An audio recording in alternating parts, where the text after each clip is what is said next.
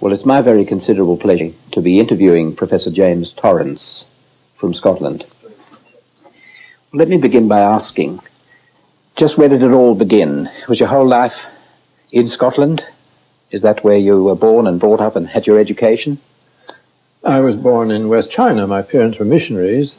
They both went out to China separately as missionaries, met out there.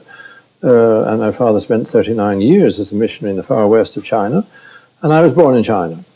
But I came home at the age of 5. Mm-hmm. Things were becoming so dangerous in China with the spread of the Red Army that it was decided my mother and the children should leave China.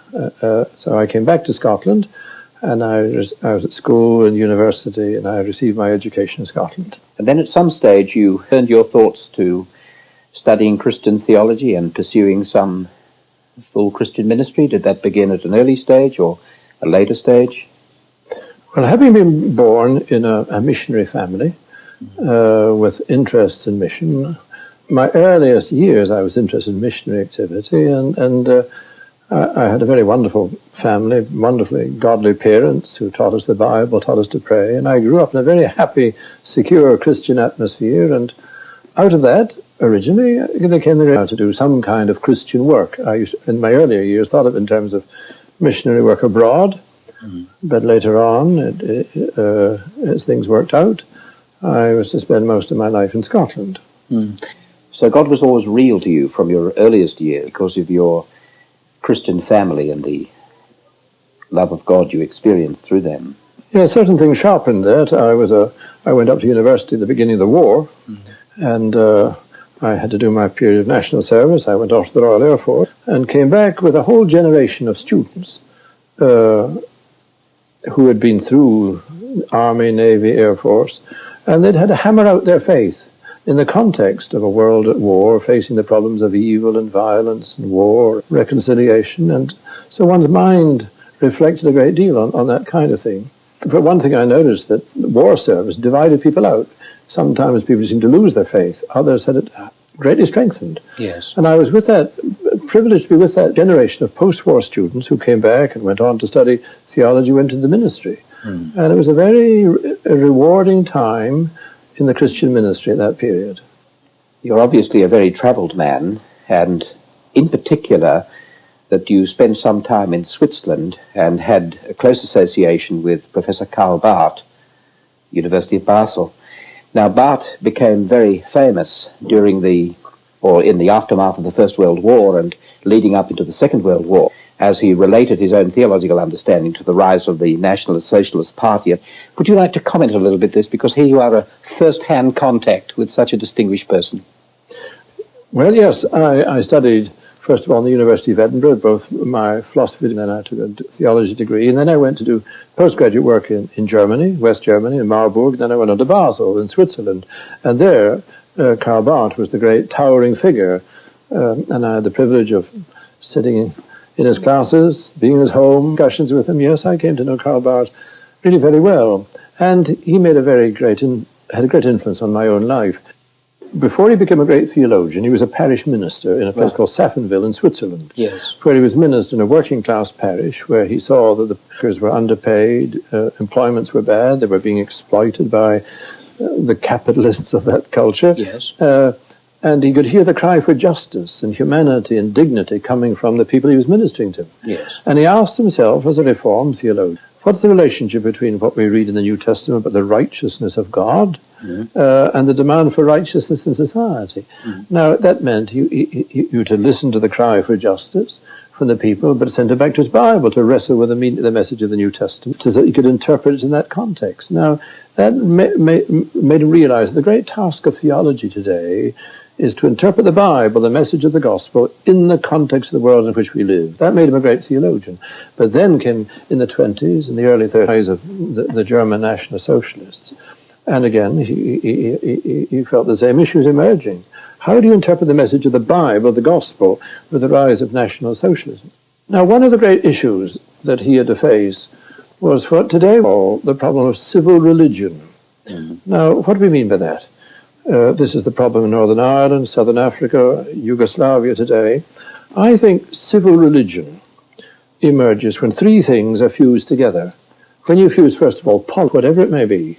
Secondly, with an exclusive romantic loyalty to your nation, your ethnic group, your folk, to use the German word, your people. And thirdly, religion. When you fuse politics, romantic nationalism, and religion, you've got the phenomenon of civil religion, and then you feel you've a divine sanction for your policies, and the stage is set for violence. Now, that was what Karl Barth faced in Germany in the 1930s. Look at Northern Ireland today. The IRA, the Republicans in their politics, romantically Irish, anti-British, in the light of unhappy history, nominally at least Roman Catholics, and the result is the bombers. And on the other hand, the loyalists, the Protestants, they're unionists, conservative in their politics, romantically pro-Ulster, pro-British, the Protestant Calvinists, evangelical, and the result is violent. Two forms of civil religion are in deadlock with one another. The same formula in both cases. That's right. The so-called Deutsche Christen, the German Christians, that Karl Barth faced, we see two Irish Christians in deadlock with one another. For example, a few years ago, I was invited over by one or two Roman Catholic priests to live in a place called the Clonard Monastery in the Falls Road to preach at a series of Protestant Catholic rallies. Tragic area. I don't know what you know about the Falls Road, but it's an area which is one. It reaches the headlines over here quite a lot. It's 100% Roman Catholic. Yes. It's Republican, nationalist, anti-Protestant. The British Army have had to build a wall 30 feet high to divide it from an area which is 100% Protestant, loyalist, anti-Catholic. Absolutely. Every 50 yards in the Falls Road, a British soldier with a machine gun. Overhead, a helicopter monitoring the activity of gunmen.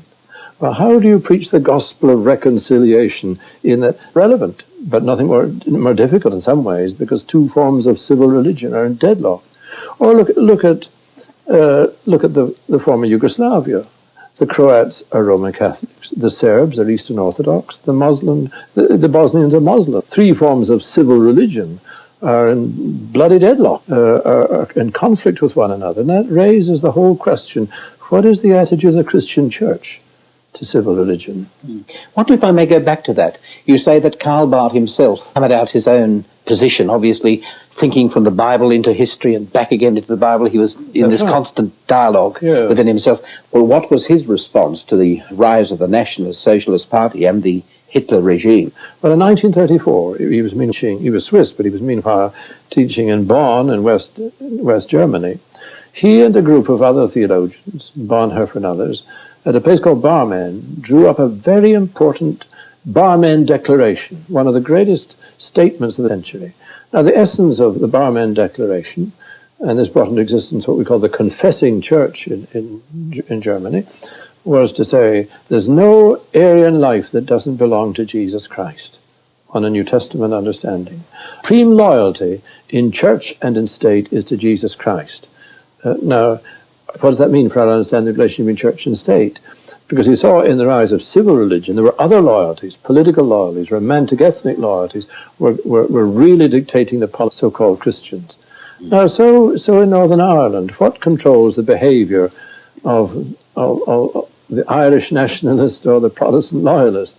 Often it's not so much the gospel as these other loyalties, political, romantic, ethnic. They call themselves Christians. Now, that is why the Barmen Declaration of 1934 is a very relevant document in places like Northern Ireland. That's why in 1982 in South Africa, Alan Bursek and the other, what we call members of the coloured church in South Africa, the black coloured church, drew up a Belhar Declaration modelled on the Barmen Declaration to say that was the situation in South Africa, that there's no area of life in South Africa that doesn't belong to Christ. And our supreme loyalty, they said, is to Jesus Christ, not to ethnicity, not to whether you're black or white or Zulu or Xhosa. Now, it's in contexts like that of Northern Ireland or Southern Africa, where I've had the privilege of 4 extensive tours, you see the dangers of civil religion and yet the relevance of the gospel. There's obviously a common thread of deep prejudice running in this, isn't there? Because there's the difference of my religion, there's the difference of my nationality, as it were, and these come into fusion together. And if they lock together, you get a potentiality for great violence. That is right. You see, the Nationalist Party that came to power in South Africa in 1948, they were Republican in their politics. They were romantically Afrikaner. They wanted to preserve Afrikaans language, literature, culture, poetry. They were anti-British and happy memories of the Anglo-Boer Wars, and there were Dutch Reformed Calvinists. Right. Now, this is what has been called Afrikaner civil religion, and it was Afrikaner civil religion that created the whole philosophy of apartheid. And for 40 years, the Dutch taught their people there was biblical theological justification for apartheid. But courageously, in the last few years, they've said for 40 years we've been wrong. Because they're beginning to see that our supreme loyalty is to Christ, not to ethnicity. Right. In Christ, there's neither black or white. Spent some time in South Africa yourself, I understand. Is that right? Well, I've had the privilege of 4 fairly extensive tours of South Africa.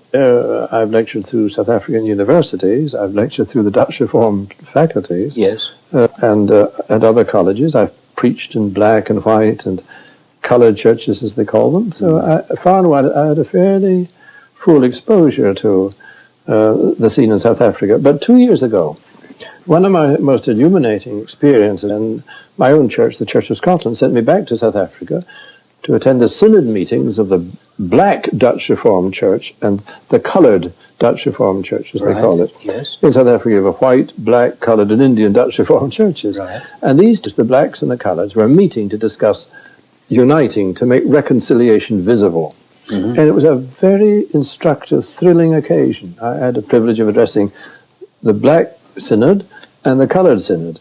And then a most memorable evening when 600 black ministers of these two churches met and spontaneously began singing, "Bind us together, Lord." Yeah. And they dissolved themselves as separate churches to form the Uniting Reformed Church of Southern Africa, to make the reconciliation visible. At a time when de Klerk and Nelson Mandela and the ANC are struggling politically to find a road forward to reconciliation, they were saying, we in the Christian church must make that visible. Yes. And they very kindly invited me as a visitor to address them that night. And I was deeply moved. I said, we've seen the triumph of grace here tonight. And this is the heart of the New Testament, that God in Christ is breaking down the barriers, not only that separate from him, but from one another, to make us one body of Christ. And the sad thing was, the white Dutch Reformed Church wouldn't come in on this one. Is that right? Right. They felt that they still had a distinctive separate role to play? Well, the interesting thing there is that 3 or 4 years ago, they produced a very document called Church and Society, the white Dutch Reformed Church, yes, where they had the courage to say, and a great courage and humility to say, that for 40 years we've been wrong.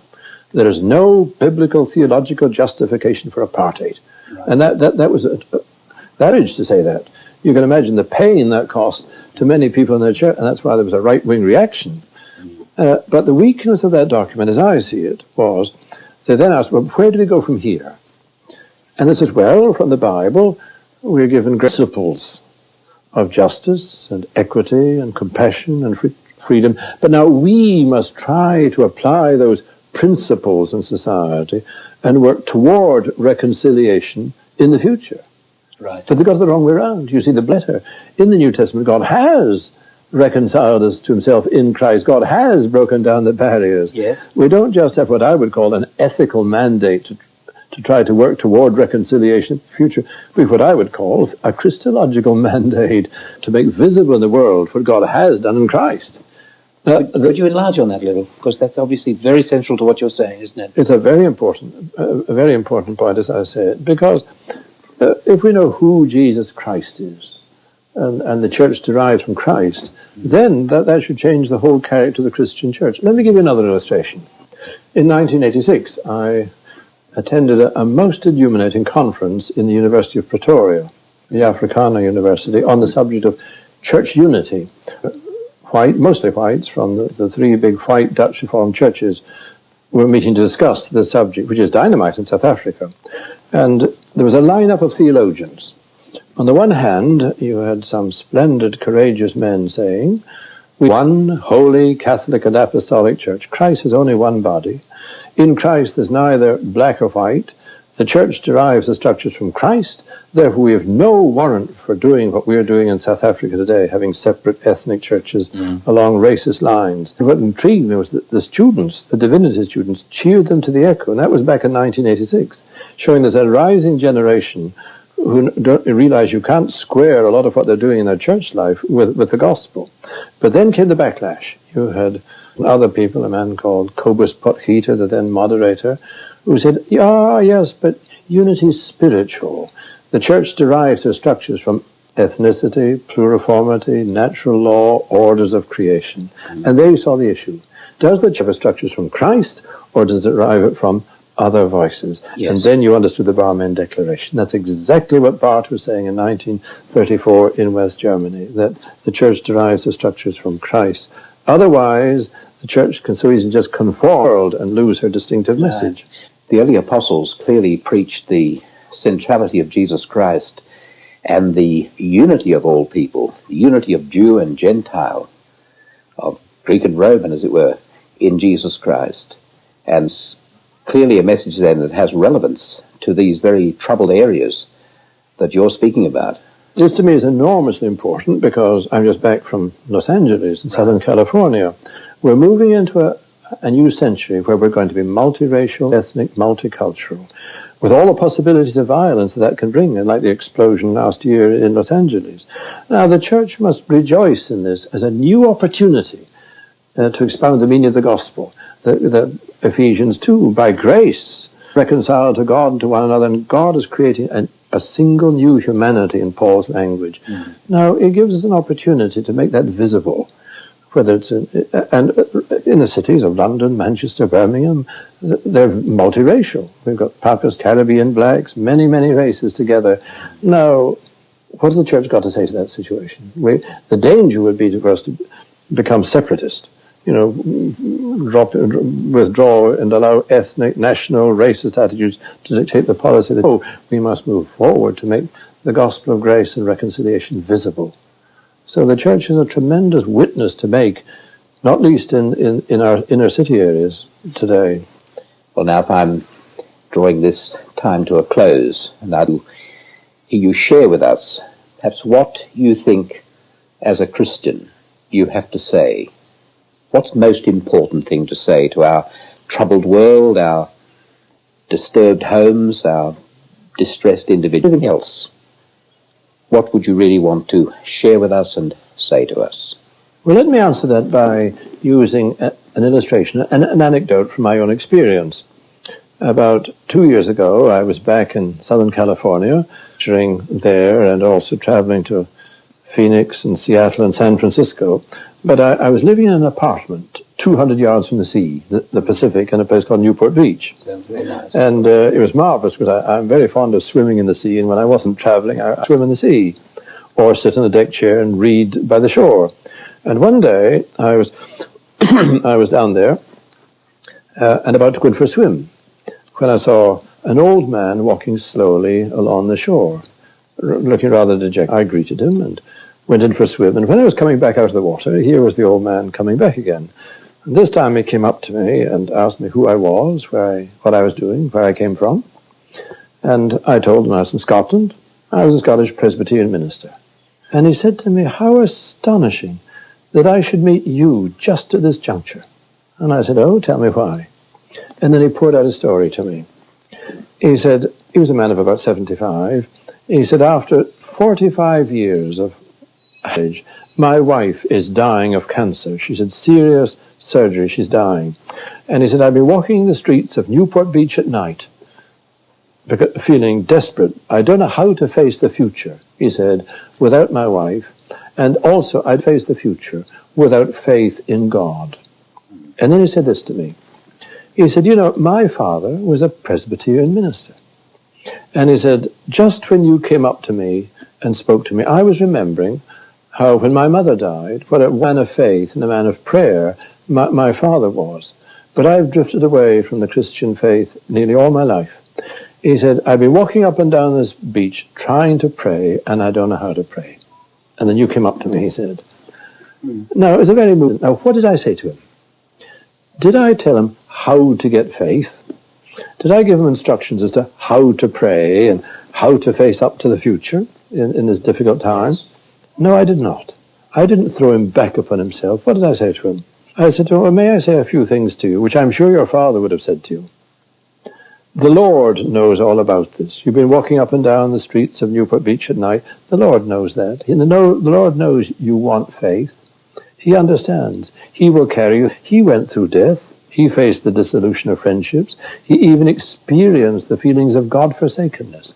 And he's got a hold of you. He'll carry you through this time. And then I said this. You've been walking up and down the beach, wanting to pray, trying to pray, and you know how to pray. Let me take you to the New Testament. And I took him to that story where Jesus said to Peter, Simon, Satan has desired to have you, but I have prayed for you that your faith fail not. And Peter went out and denied. But the risen Lord came back to Peter and said, Peter, do you love me?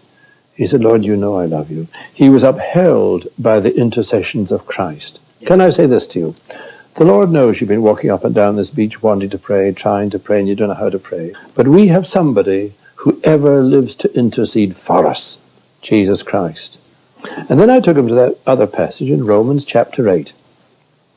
That wonderful chapter speaks about the grace of God, that there's no condemnation to those who are in Christ. And then it goes on to say that God our Father knows that we want to pray and don't know how to pray. He gives us the Spirit.